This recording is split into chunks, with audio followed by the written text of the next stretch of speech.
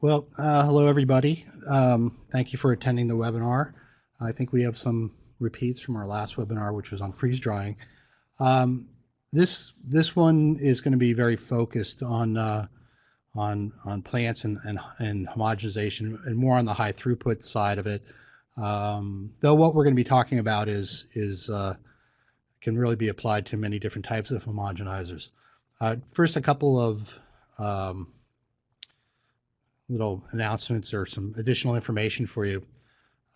We did set a survey out, ask what questions people had, and there was a wide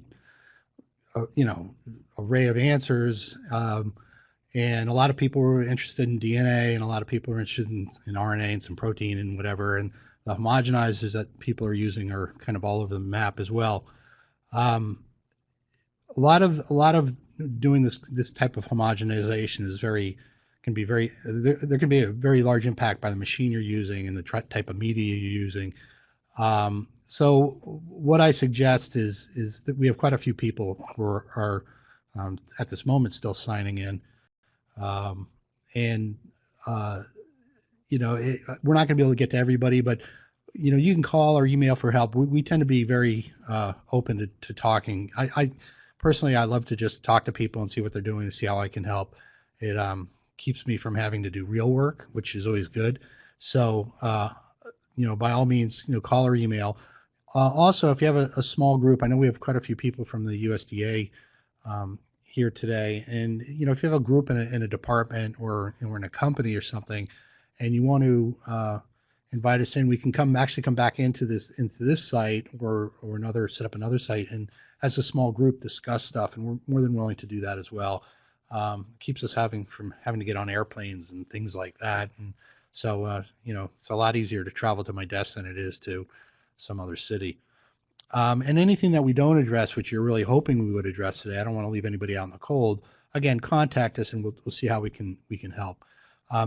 Aisha will also be posting this up on YouTube, and you'll be sent a link so that if I just wowed you'll be able to get wowed twice, so or 3 times. My wife is still watching the final episode of Downton Abbey, so you can watch this over and over again too. So anyway, let's get started with this. Let me just find the right buttons. I'm getting better at these computer things.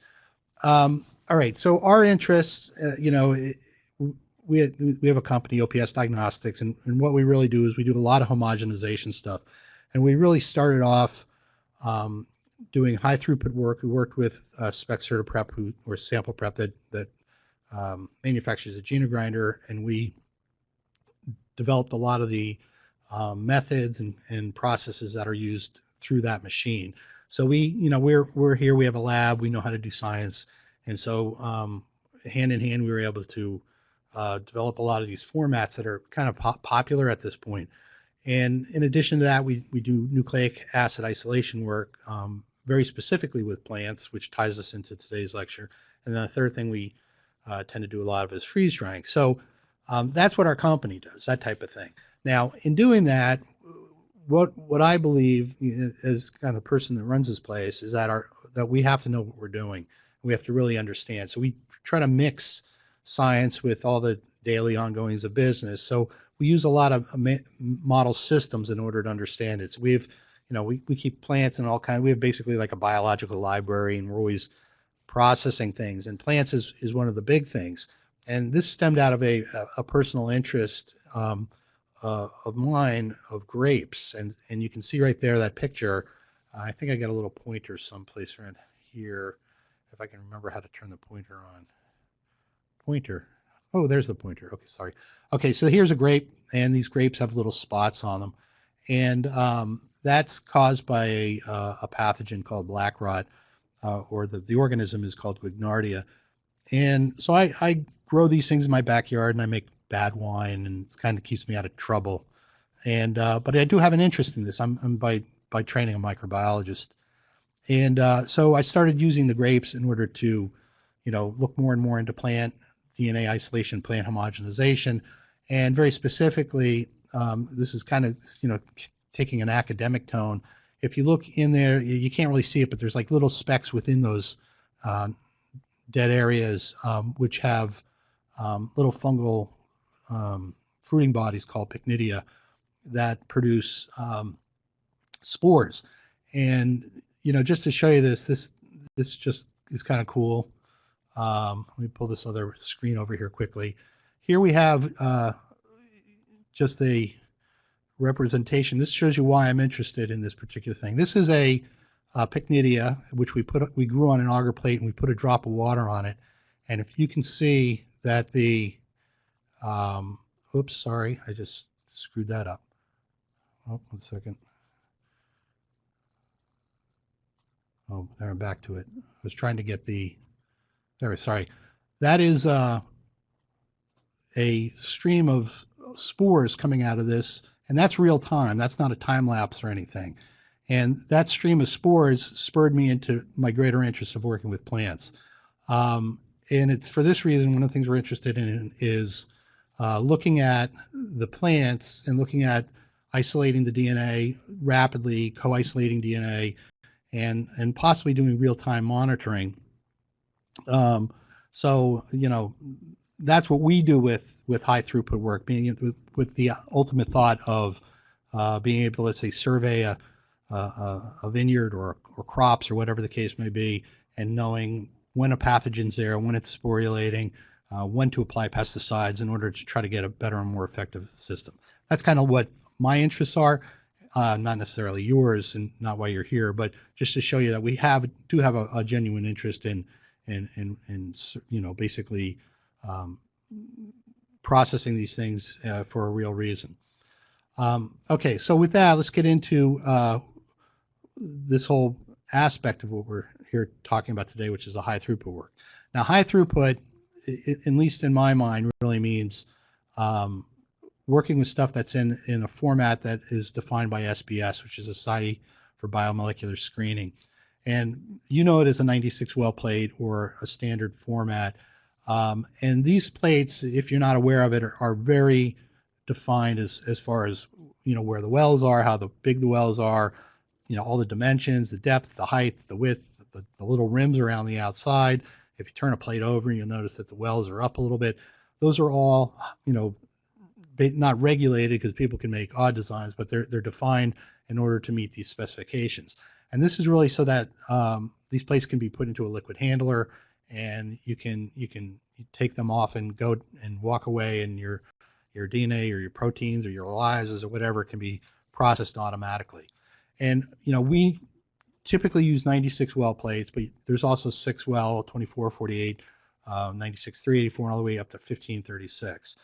So for the most part, high throughput work is usually done in a 96 well format, and with plants, it's usually using something like a leaf punch. But as we'll be showing you, there are other sizes which are more practical for doing certain tissues like seeds or certain materials, and that's like the 24 well format. In common terms, and I know a lot of you are using like a Procellus or a fast prep machine, high throughput just means you're going to be doing a lot of samples. And what we're going to talk about today can really be applied to either, just to let you know, but in true high throughput format, you're really talking about something that works under SBS formats. Just a little bit, and this will come back to be important in a little bit. Here's your typical microplate, which I'm sure you're aware of. But the one thing which I'll point out in a little bit is, where's my pointer? In the plates, sometime take a look underneath it, and you're going to find that these plates are up just a little bit off the surface of the counter or whatever it's on. And I believe that this was originally done so that you wouldn't scuff up the bottom of these things. So when they're put in a plate reader, it's optically clear and you can read straight through it for ODs. That has actually a pretty significant impact on doing high throughput processing. And we'll return to that in a second. Down here at the bottom, there's a link which I believe is available on the PDFs that we had today, and that link will take you to the SBS website, and this in particular will go right to the standards page. So if it's 3 a.m. and you can't sleep, go here and you can read all about it. and see exactly what their specs are. Okay, so but for doing high throughput homogenization, if you look around, you will see other aspects. I'm going to really talk about bead beating today, but there are other methods which are promoted, which I'm not a real big fan of, but can you move this pod? Well, 1 second, folks, to the left. To the left? This way? Is that better? Do you want me to make it? I'm just adjusting the screen, sorry. Okay. The rotostators, there are some instruments out there, machines, that will have multiple rotostators. You might be familiar with like a Polytron or something, and it almost looks like a milkshake machine with multiple stations. And it will automatically process like 50 mil tubes through there. If you want to call that high throughput, you can. I'm not a big fan of rotostators because the shafts get extremely gunky, but they are there. Sonication is another thing that can be used in a high throughput format. More in a true high throughput, you can find pins, basically attachments to the sonicator head that have like 96 pins, and those are actually pretty good. They're not necessarily not equal power, doesn't go through every pin, but they're good. But they're really only good for stuff that's already small, like bacteria, yeast, maybe some fungal spores, that type of thing. And the reason is solid tissue just doesn't sonicate well. You can cook well, it cooks well, but it doesn't sonicate well. It doesn't disrupt. So again, that's not really a practical method or a practical tool for using for plants, which kind of leaves by default bead beating. And bead beating is really widely used for this, and it's used in a lot of different, areas.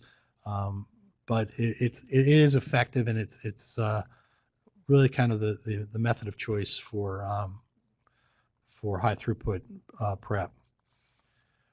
So in bead beating, probably something you already know, but you use beads to crush and shear, and it's really two different things. The crushing is when you get a surface like of a vial or whatever, and the bead and whatever's between it gets basically mashed and ripped up. Shearing is a little bit different in that you don't have to necessarily come into contact. The beads don't have to come into contact with what's there. They just have to pass very close at a high speed, and the shearing forces, or basically like the wake, will rip the stuff up. And that's both of those properties are used in bead beating. You have bead beating is mostly used in a low throughput format, using simple things like dental amalgamators. A lot of people who use vortexers, that type of thing.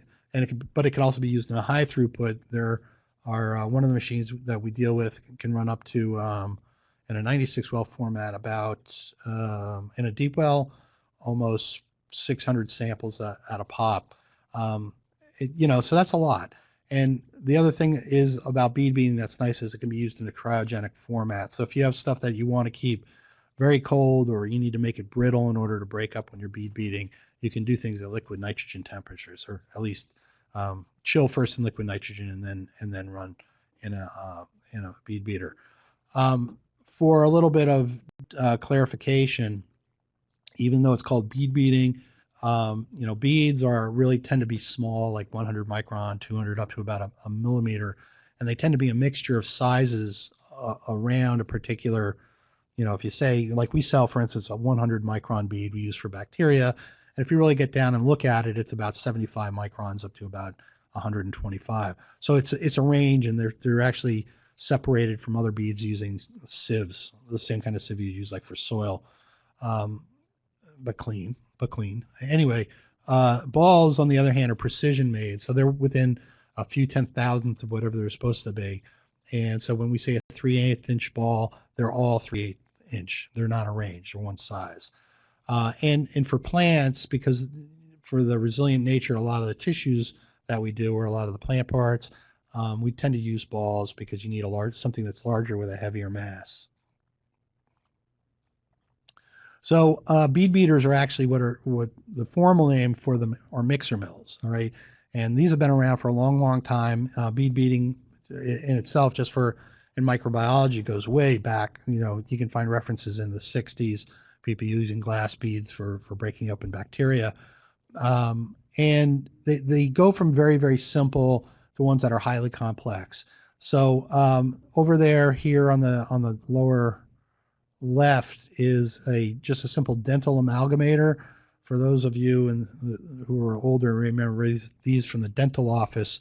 There's the little dial, you turn it on, and that little arm with the tube wiggles, and you put beads and bacteria, whatever, in there, and that thing shakes and disrupts it. These are still available. Modifications of these are available for bead beating. We sell one called the HT Mini. And you know, for just a few samples, they're actually pretty effective. If you want to kind of scale up to the next level, here we have the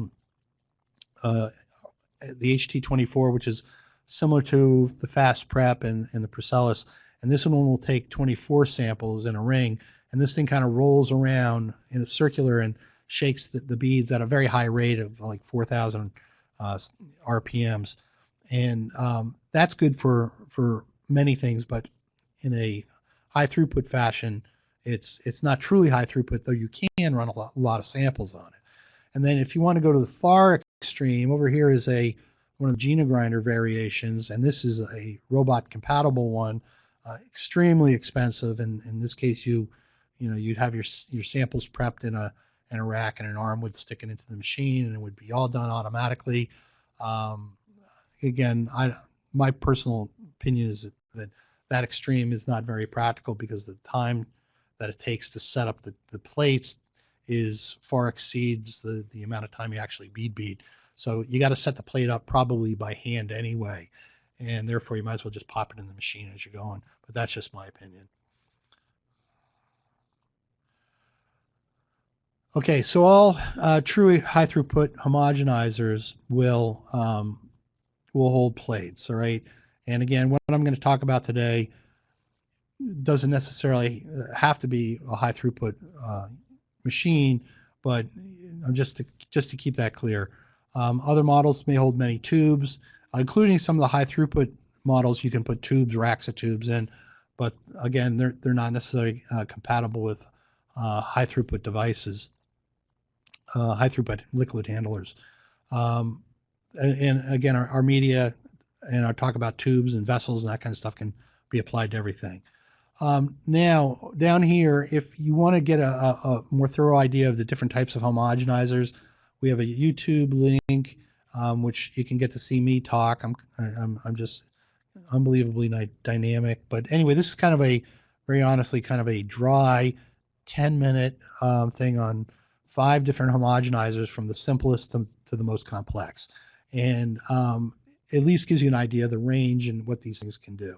All right, so just if you're not that familiar with all the variations, this will be helpful.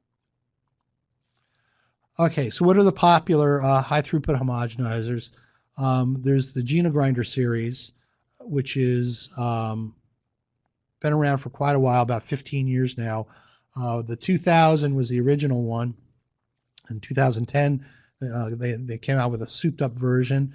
And then since then, there's kind of an intermediate version that's now out called the Mini G, or 1600 Mini G. These are essentially the 2010 is like the Cadillac homogenizer, can handle a whole lot of tubes, like 6 plates, a lot, and the Mini G can hold 2. The HT homogenizer, made by a company called Tromner, is kind of a no frills version. It's very sturdy. And again, it can hold 1 plate, and it's good for processing pretty much anything on a plate format. The Tissuelyser is really made by Wretch. That's the product name that's Qiagen sells, but it's the same thing as a Wretch mixer mill, and Wretch is a German company. And the German engineering is good, but the motion on that machine is a little bit different. And then, believe it or not, you can find a lot of people who use paint shakers. And I don't necessarily recommend this because I don't think their motion's very good, but it can be done. And this one, actually, this is kind of cute, is if you look down here, this one's air driven, so you can hook it up to your airline in the house and mix away.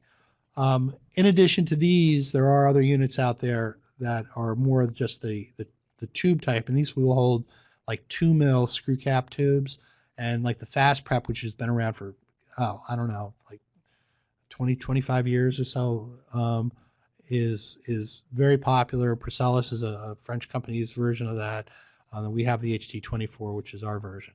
So these are all basically, there's different variations on these other models, but they're different because they don't hold plates. Okay, just the Geno Grinder series. Here's the 2000. It's kind of a big boxy thing. This is the one we have in our lab. We keep it on the floor. It's big. It's noisy. Matter of fact, these are all noisy. I'm pretty sure we have one of the first ones ever made. I think it might even be the prototype because it doesn't look this pretty. But it's effective. This here, you put your plates in and clamp them in place, and then this thing goes up and down at about 1600 RPMs. This in the middle is the Geno Grinder 2010. It's essentially the same mechanism, but souped up. It's digital, so it's prettier, and it looks better. These are expensive. This is an expensive unit. This is about, it's over $15,000 now. And then this is the Mini G, which has about half the capacity of the 2010, but it's lower price, smaller motor, so it works. It's not the same strength as the big one, but it still works pretty well. The Wretch, or the Tissuelyser, right here. Now this has really been modified. This is what they call a ball mill, and there's supposed to be like metal tubes in here. You put a big ball in, you put something in there, and then you can shake it and break it up. And it's been modified to hold these two plates, and you sandwich your deep well plate in between these two halves, and it can hold two different plates. And this thing works in a different motion. This has, and I'll talk about motion in a second, this has like a figure 8 motion. And that is, depending on what you're doing, may or may not be good. This is the HT Homogenizer. Again, this is kind of a no-frills version of some of the other units, and it's effective for what needs to be done, and it's probably the least expensive of this list, I think. Okay, so with these homogenizers, the stroke consideration or the motion is actually quite important. The first one I have up here is linear, which simply means that when you put your samples in there, and it can be plates, it can be tubes, it can be anything, goes straight back and forth. All right. So the Geno Grinder and the HTH, the kind of the no frills one, have this motion, and this linear motion is actually very important, because if you're doing stuff that's really hard, like seeds, it makes a big difference. Simply because the ball needs to impact the sample, and it doesn't need to be impacting this side of the tube. So if you have an arcing motion, as the direction of the tube changes, then the ball is going to have to be deflected, and when that happens, you lose energy. So it's actually quite important, especially for hard substances. But also, if you're doing any kind of quantitative work, a linear motion means that all the samples, whether it's a 96 well plate or 24 well plate or a rack of tubes, all the samples are traveling in the same motion. And in let's say a figure 8 motion, like you see down here, and literally if you just kind of take your hand and wobble it around, that's that's kind of what's happening. Not all the locations are traveling the same distance with the same energy. So I did a study. I was trying to find it so I could put a slide up, but I couldn't find it, which says something about my organizational abilities. But I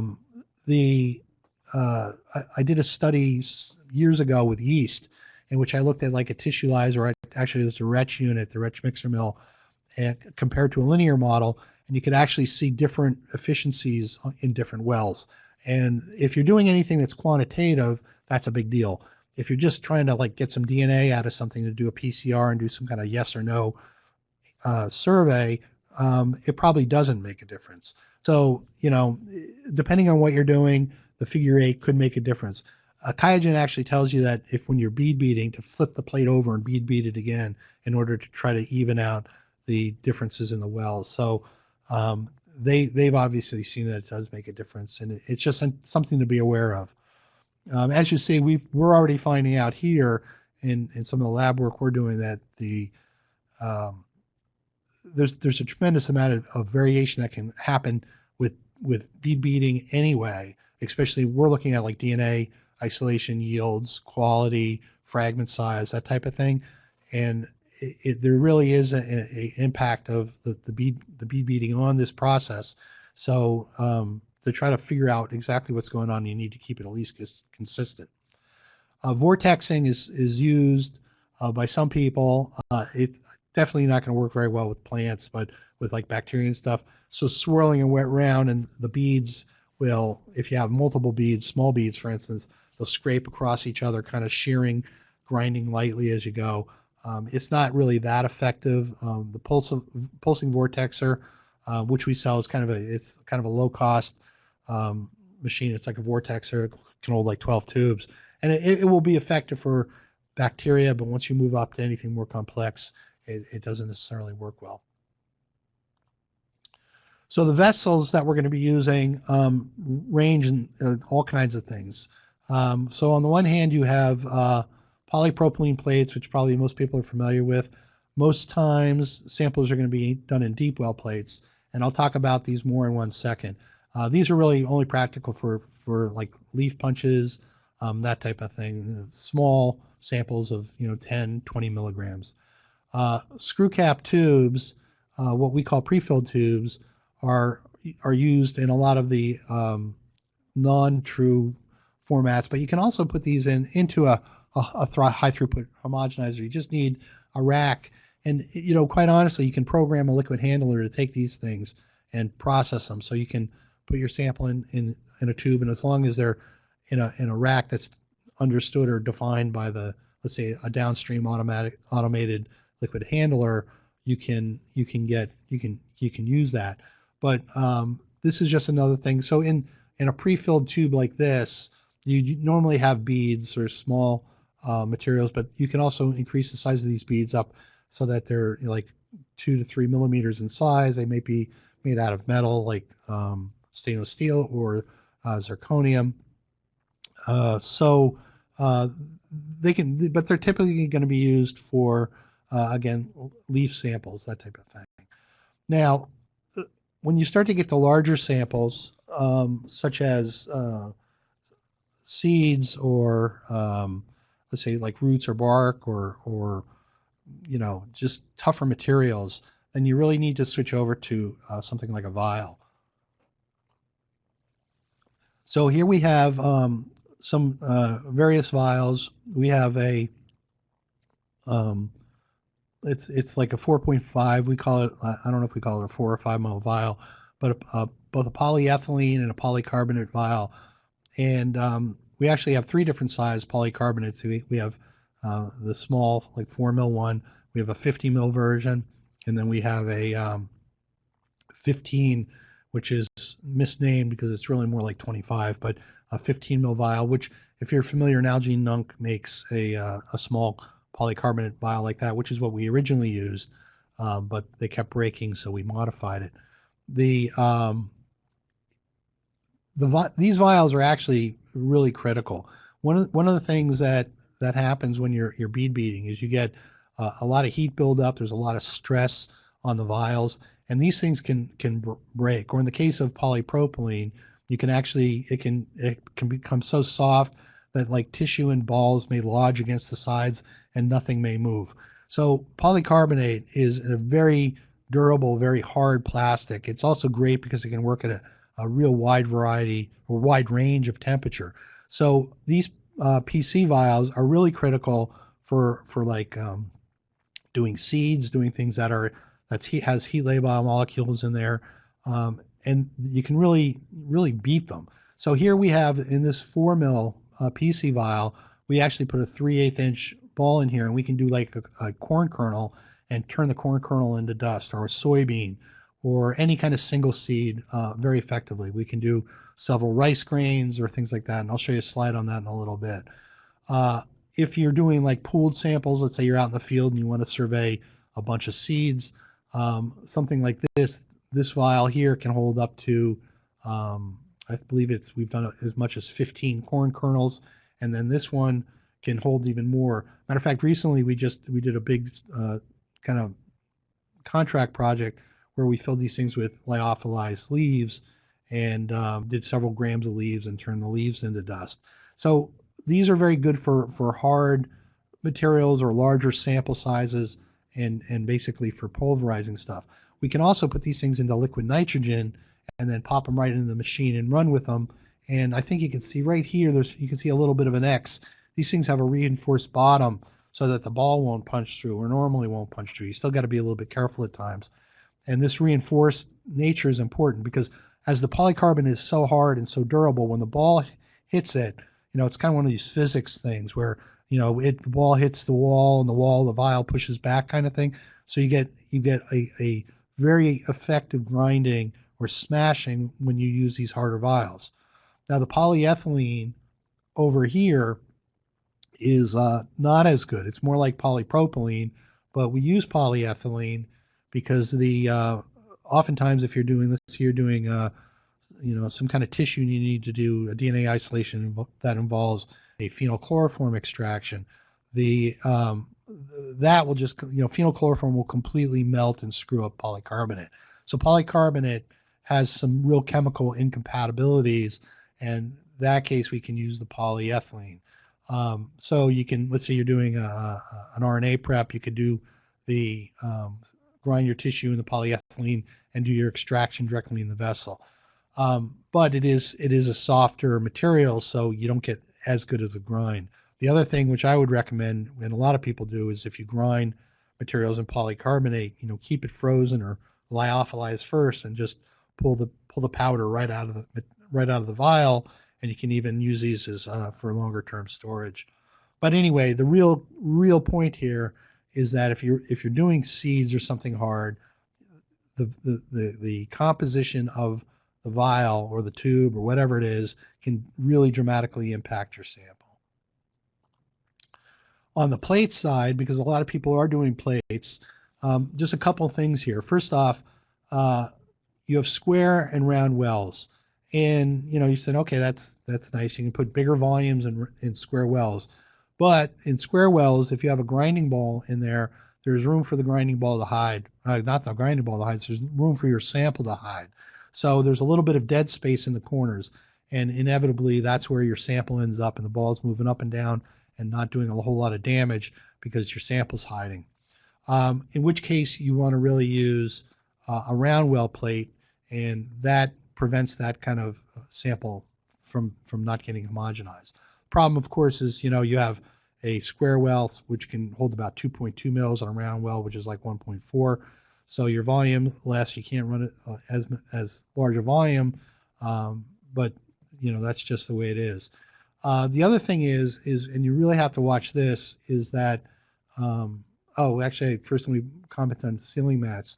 As you do this type of thing, some some sealing mats just don't seal very well. They may look good, they may push them down, but when you push the sealing mat into the plate and you strap it into the homogenizer and run, you oftentimes see leakage.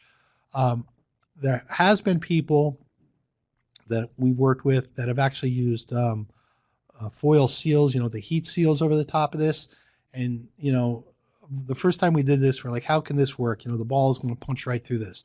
But as it turns out, if you use a foil seal and you put that foil seal against something very hard, like a piece of aluminum or something, when you bead beat, when the ball hits the seal doesn't go anywhere because the metal on top of it won't flex.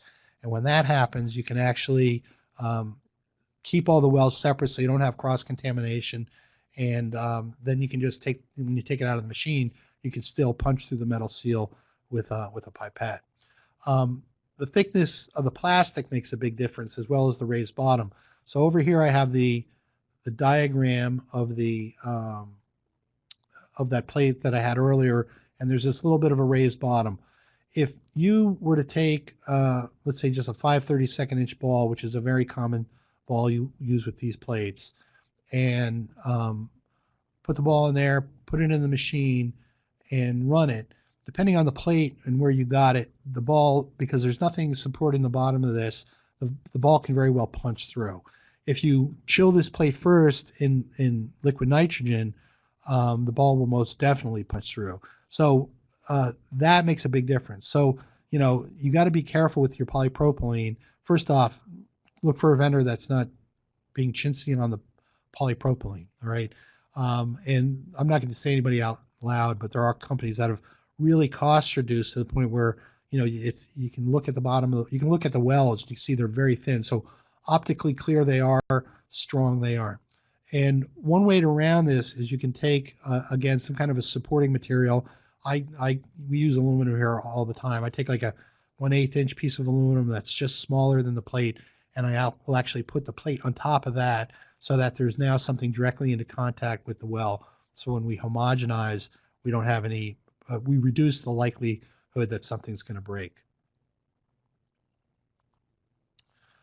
All right, so in the SBS format, just to let you know, of course 96 well plates work that way, but the vials that we use are also available that way. So this is one of our earlier products that we've made that we've kept around that does very well.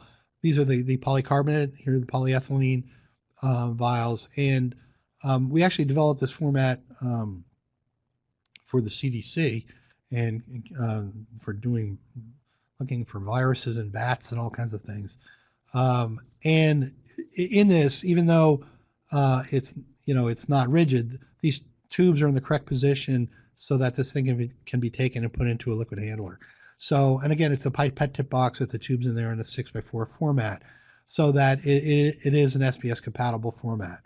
Our 15 mil vials, unfortunately, can't fit that many in there, so it's not in a 6-well format, but we do have that's that kind of an arrangement as well, but it's not a true liquid handling format. So the sample types are pretty important for what we're looking at. For the most part, people are doing vegetative tissues, leaf, stem, root, that type of thing. However, in the plant world, depending who you are and how you define things, that could include something like algae. Down lower, it could be the microbiome or epiphytes, endophytes. We do have customers that are working with silage. They'll actually do a fermentation run, making some product using like corn mash, and they'll be taking materials out to sea and like residual sugars, that type of stuff. So processing is more than just vegetative tissue. Seeds are a big part of what people are doing with plants for various crop improvement efforts. But the one thing that I just want to point out here, I have these things here. If you aren't familiar with these are pine nuts, and I put this slide in here in order to remind me to tell you that you can't do everything. These are without a question one of the hardest materials I've ever seen. The pine nut, I guess you get it from, or it's a palm nut, excuse me. Pine nuts are what you put on salads. Palm nuts are extremely hard. We tried to bead beat these, and we tried all kinds of different formats, and no matter what we did, nothing would work. I even tried to cut one in half with a bandsaw, and it was like almost, futile. So my point is that there are things out there that you're going to find extremely difficult to do, irregardless of what I say or what somebody else tells you. So just keep in mind that there are some mountains to be climbed, and we can't do it all today. All right, so in these samples, we're going to be targeting the typical stuff. There might be an analyte in there, or DNA, RNA, protein, or pretty much, could be looking at carbohydrates for content, let's say corn or something. And just a couple notes on this, which, if you're already working these things, it's kind of obvious. But in bead beating, if you're looking at an analyte, you want to extract something and run it on a mass spec or something. You can do it with aqueous organic solvents. If you're using organic, just realize that when you bead beat, in a tube that's tightly sealed, the vapor pressure can be quite high. So if you're using methanol or hexane or whatever, oftentimes your solvent may, even though you have a tightly sealed tube with an O-ring, you may get your solvent squirting out because of pressure buildup. So again, just something to be aware of. With DNA, again, you use your typical type of, you can use kits or whatever, but there's some real important aspects of this that are important.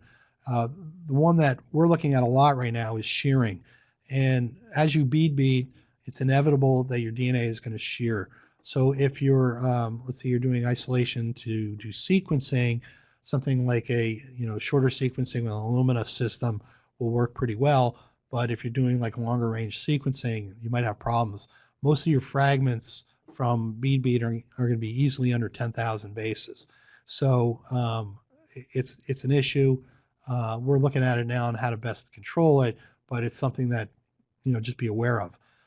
The buffers you use for DNA isolation, obviously you're going to have EDTA in there to prevent nucleases, but a K-trope would be a good idea.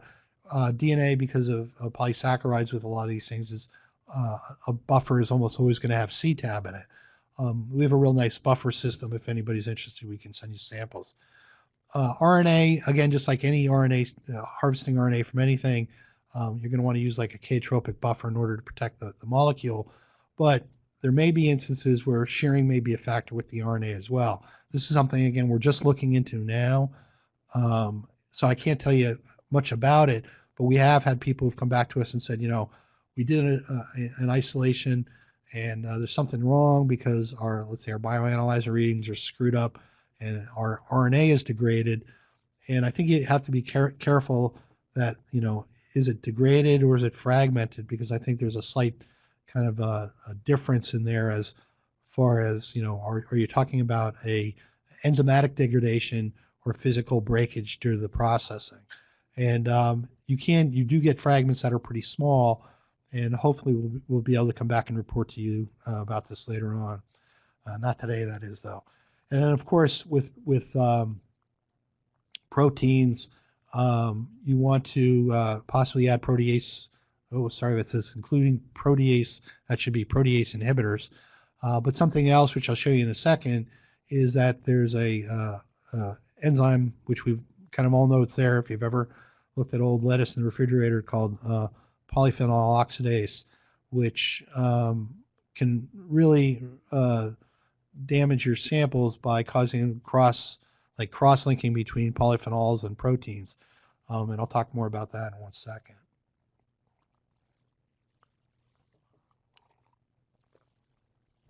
Okay, with seeds, one of our sample types, you have a situation where you really need to use larger grinding balls, and almost always you need to use vials. And that's not going to be well received by people who have let's say the 2 mil fast prep systems or whatever. But it's pretty much true. Over here, we have just an example of before and after using a plate, and that's a deep well plate, and soybean, rice, 1 grain, 3 grains, 5 grains. And the starting material, you can see it here. And then in a vial with a nice big ball, we get meal, well, I guess it's rice meal straight through and through. But with a plate and a 5/32 inch grinding ball, which is about as big as you're going to get into a deep well plate, you get just a little bit of cracking with the soybean and virtually no disruption of the rice. And this is because the grinding ball has to be big. Force is equal to mass times velocity. So the bigger the mass, the more force, the more likely they're going to smash that thing. And it's really as brutalistic as that. And it's just a reality of the situation. So if you're doing seeds, it's something you have to just take into consideration, that you're going to need, your throughput is going to be less, all right, and you're going to need larger grinding balls in order to do this. The nice thing about the other aspect is you you really need a linear motion machine to get good grinding of seeds, just because you need the impact directly on the seed. And also polycarbonate is definitely the material of choice here. So that means you're going to be in a 24 well format. The good news is you can typically do seeds dry, so you don't have a lot of water to mess with, and then you can store the meal after the fact and pull the powder out as you need it.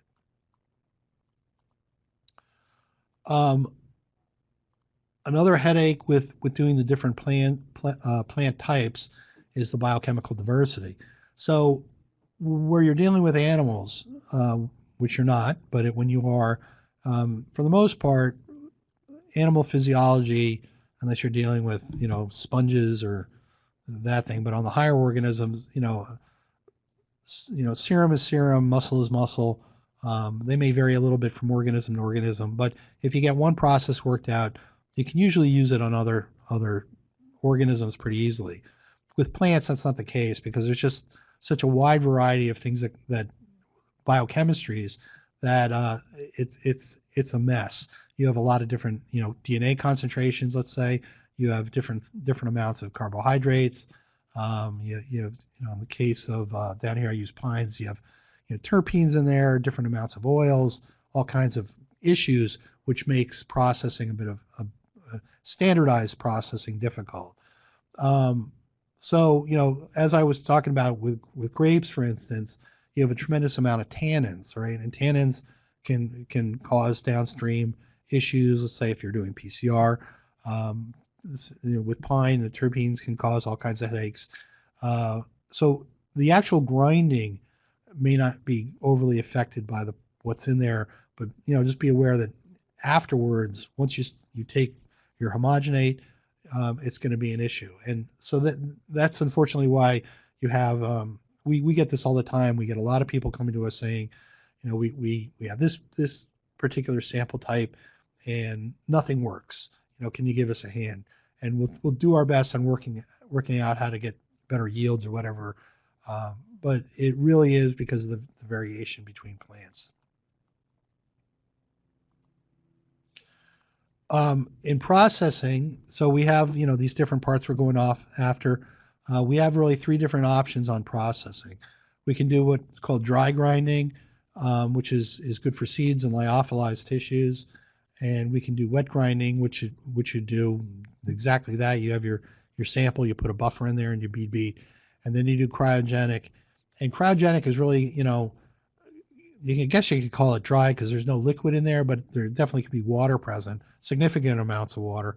And it's done the whole time at temperatures, and by definition cryogenic, meaning down below minus 130 centigrade. So basically with liquid nitrogen. Some people will do cold or ultra low grinding using dry ice and things like that. You can certainly try that, but when I do grinding cryogenic, we use liquid nitrogen. The dry grinding right here, just to show you, this is actually some stuff that went through some of the vials. You can take corn, dry grinding, because seeds tend to be low in water content, and really turn them into meal and do your extractions, whatever you do with that. So with dry grinding, the idea is to take a hard dry sample and turn it into a meal with a grinding ball. Usually you're going to use vials in this. It doesn't have to be, because you can dry grind lyophilized samples. So I think originally a lot of people lyophilize their leaves before they ground. I don't think it's necessary. We're looking at the effect of storage on plant leaves and how it affects like yields and quality. And we've seen mixed results with this, but to me, it's almost easier to take a fresh sample and process it right away. I guess the thing is, if you're out in the field or you can't get the sample right away, certainly lyophilizing is going to be good, but then of course you need to have a lyophilizer. But hard samples such as seeds are oftentimes ground, and they're going to use a polycarbonate vial and a large grinding ball. So for like a corn kernel or a soybean, you'd use like a 3/8 inch ball, which is pretty big for the size of the seed. And in those vials where we put pooled samples, like 10 or 12, whatever, seeds, you'd use even a larger ball, like I think we use 7/16. So you can go up in size trying to create larger mass of the ball and create a more force when you grind.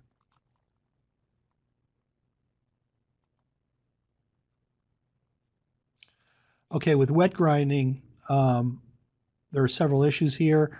The most being what you're releasing from the plant. So you take your sample. Let's say you take a leaf punch and you put it into a well, let's say a 96 well plate with a ball, and you dry grind. Excuse me, and you put some buffer in there and you bead beat it. You have to really be aware of the polyphenol oxidase that you're releasing. This you recognize this, it causes browning. But what it's really doing is the polyphenols in the that are being released can polymerize, and they can then cross-link with proteins. And in which case, if you're going to be taking that sample and eventually adding it to, let's say, something like a PCR reaction, and you have the polymerized polyphenols in there, they can react with, let's say, the Taq polymerase, and you can actually screw up your PCR reaction. So you got to be able to inhibit these things, and of course you can add additives like such as PVP will bind up the polyphenol oxidase and also some of the substrate. You also, as soon as you release your sample, you have to be aware of nuclease and proteases. Of course, you have to take adequate precautions there. But the one thing which is directly related to the bead beating process is going to be the shearing. So as you bead beat in liquid, you basically blow open the cells, all the guts come out, and as the balls are passing by, your DNA strands are going to be sensitive to being ripped apart. So we have actually been looking at this a little bit, and we started this off one way, and then the project took a turn. We started looking at storage and long-term storage and how it impacts the quality of the DNA. And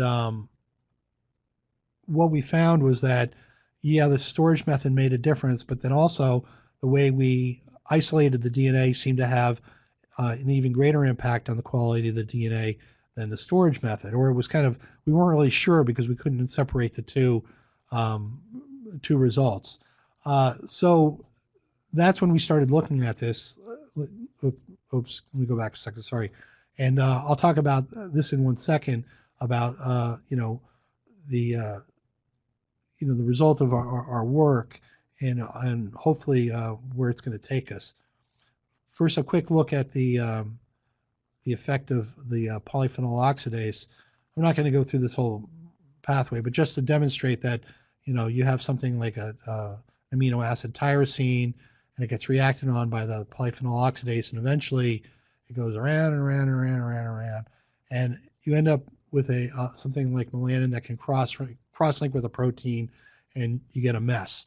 Up here, we have homogenized. I believe this is corn, and this is our DNA kit called Synergy, and which has additives to prevent the browning, but next to it is TE. So you can see this is only like this is bead beaten for a minute and centrifuge for a little bit, and you can see that there's really significant amounts of browning happening. And this can either, if you're going after a protein, this could react with your protein and pull it out of solution.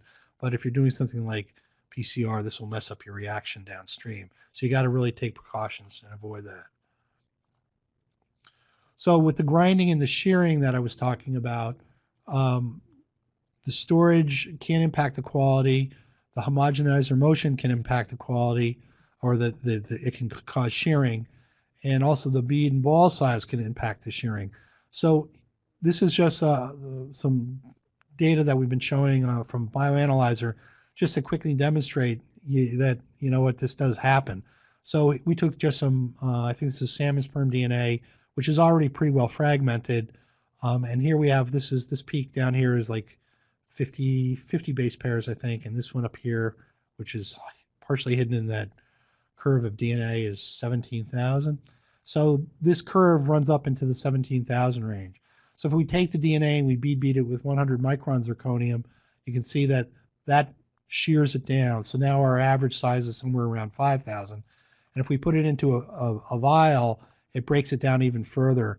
And this surprised me when I saw it, because this is telling us that the ball, the 3/8 inch ball in one of our 4 mil PC vials, the ball is actually acting almost like a Downs homogenizer. As it goes down, the liquid squirts up around the ball.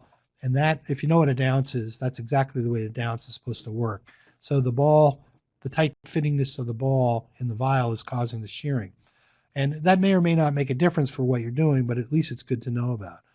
Down here, you can see just the storage thing. We had some DNA. These were leaves, I believe corn leaves, stored at -20 and in liquid nitrogen. And then they were isolated using a mortar and pestle using a traditional CTAB protocol. And the -20, you can see there's some breakdown just from being in the freezer. And water is, there's a lot of water activity at -20. At liquid nitrogen, the water is basically, bound up, so that's not an issue. Over here, the same samples were run using our Synergy kit, which basically bead beats. It's actually part of the isolation protocol, and you can see that the fragments are down around 3,000 to 5,000 bases. So all this really kind of points out to is that the size of the bead beating is going to affect the fragment size. The DNA in this case over here, the DNA is actually really, really clean, but the DNA is fragmented. And I think when you define quality of DNA, what is quality? Does it mean it's clean? Does it mean it's clean and everything's 50 kb or 20 kb and larger? So again, I'm not saying what's good and what's bad. I'm just saying it's something to be aware of. In cryogenic grinding, again, this is done, in my opinion, at below -130 centigrade. At this temperature, water activity basically ceases, which means you're going to need liquid nitrogen. Solids tend to be more brittle, which is, key for really disrupting some things that are tough. The lack of free water basically keeps your molecules intact because you don't have a lot of enzyme activity, proteases and nucleases. The one issue with cryogenic grinding you really have to watch is that the action itself, the ball flying around in there and beating into the sample and beating into the side of the vessel, is that it generates heat. So when you do cryogenically grind, you can actually get melt back, and sometimes you'll find I'll tell you, when I do animal tissues, you actually get like a pate around the top of the cap. And it's because that's where things are warming and you can't really control the temperature there. But there are some ways to kind of control this. You can use cold sinks. And this is basically an aluminum block that's set up with holes for the 24 well for the vials, like the PC vials. And you can actually take this, and this is a cooler we have. You don't have to use this. You can use styrofoam or whatever, and actually flood this with liquid nitrogen, put the vials in there, put the balls in there, put the vials, put the sample, then put the balls, and really get it nice and cold. You can cap it while it's, everything's in there, and then take it out. And this, as the heat's generated, a lot of it will be pulled out by this aluminum block. And in doing that, your samples will tend to at least the bottom will stay cold longer. And if you don't dilly-dally, you only have to run these things for usually like a minute, the tops will stay pretty much cold as well. Okay, so I'm like 1 minute over, and I apologize. I'm glad to see that most people are still with us. But let me just summarize here. Okay, so, with high throughput homogenization, I guess you have, our definition is by using an SBS format, though obviously other methods are high volume, and I think most of what we talked about today can be applied to both. The vessels and the composition really impact the results. So, polypropylene is used right and left, but it is soft. It softens with heat, so it's really not going to give you the best results. Polycarbonate is better, especially for, almost mandatory for cryogenic grinding. So that will impact what goes on.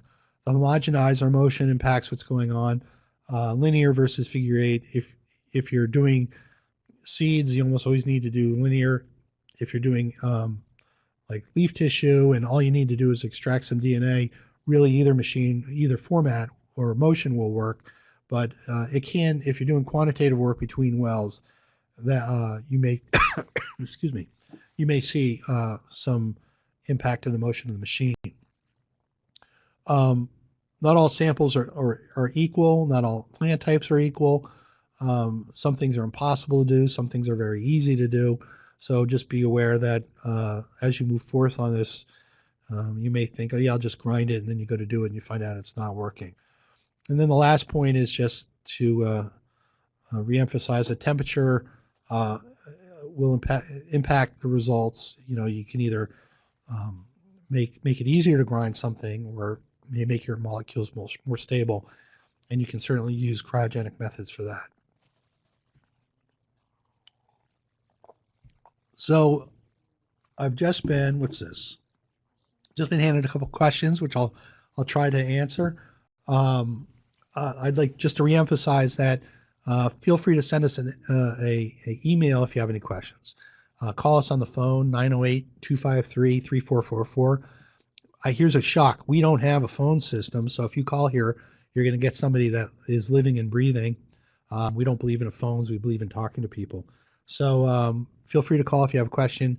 If you need to set up anything, a small group session, we'll be happy to do that, though not today because I think my voice is shot. But aside from that, let me look at these two questions here, and I'll see how I can answer them. The first question is when working with lyophilized plant tissue, do you recommend dry beating or adding the extraction buffer before the beating? Well,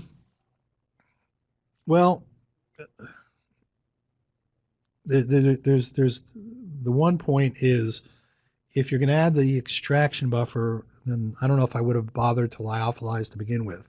If you're getting lyophilized sample in, then I would say at this point, and you might want to check back, whoever asked this question, check back later. But what I would say is I would dry grind first, because I think you're going to be less likely to have your DNA is going to be sheared, and then take a sample out and add your buffer to it and extract your material that way. I think you'd probably be easier. If that, the other aspect is oftentimes CTAB is used in a lot of the plant extraction buffers, and that's what we have, and it works well. If you bead beat with CTAB is a cationic detergent, and it does foam, and foaming can impede the motion of some of the larger grinding balls, especially like that 3/8 inch ball in a 4 mil vial, and the foam can prevent good effective grinding. So I would say my recommendation would be to first grind with the lyophilized tissue, and then go ahead and add your buffer to that. The other thing is if your sample's large enough, you can, it really is amazing how much water comes out of a plant like a leaf, and you can probably pack in quite a bit into a vial and end up with a good amount of dust, and then archive it and take out only what you need. So I would say first dry grind and then extract from a sample of that. And then the next question is, what format, beads, polycarbonate versus polyethylene, motion, etc., would you recommend for grinding fibrous stem samples? That's a good question. I'd almost have to see it. In some instances, you need to help your sample along a little bit. So if you were to take just to kind of put this in perspective, let's say you take a 1 inch fibrous stem of something and put it in a vial, there's going to be, the ball is going to go with the direction of the sample, and in which case there may not be good impact. Right now, you can take it and put it into, let's say, a larger, let's say a small stem in a big vial, and so it lays flat, in which case I would just use like a 3/8 inch ball or something like that. If I needed to run a lot of samples, what I would do is probably cross-cut the stem into smaller pieces, which I know is more work, but that way it would sit in like the bottom of the vial, And in which case, depending on the sample size, I would either use a 4 mil or a 15 mil vial and do it that way. We did some, I think we did lemongrass. Did we do lemongrass? Aisha's over here. Somebody around here did some lemongrass. Somebody in Brazil was asking about that, and that's pretty much what we did. Is we cross cut it into thinner segments and then bead beat it that way. So that is the end of my questions. I don't know if there's any others right at the moment. If we'll be on here for a little bit, I'm going to sign off in just 1 second. But for whoever has questions, feel free to post them here. If we can get to you, we can. But again, I'd like to thank you and again, offer our help to whoever has any questions. And we look forward to hearing from you. So thank you very much, and I hope you enjoyed the webinar.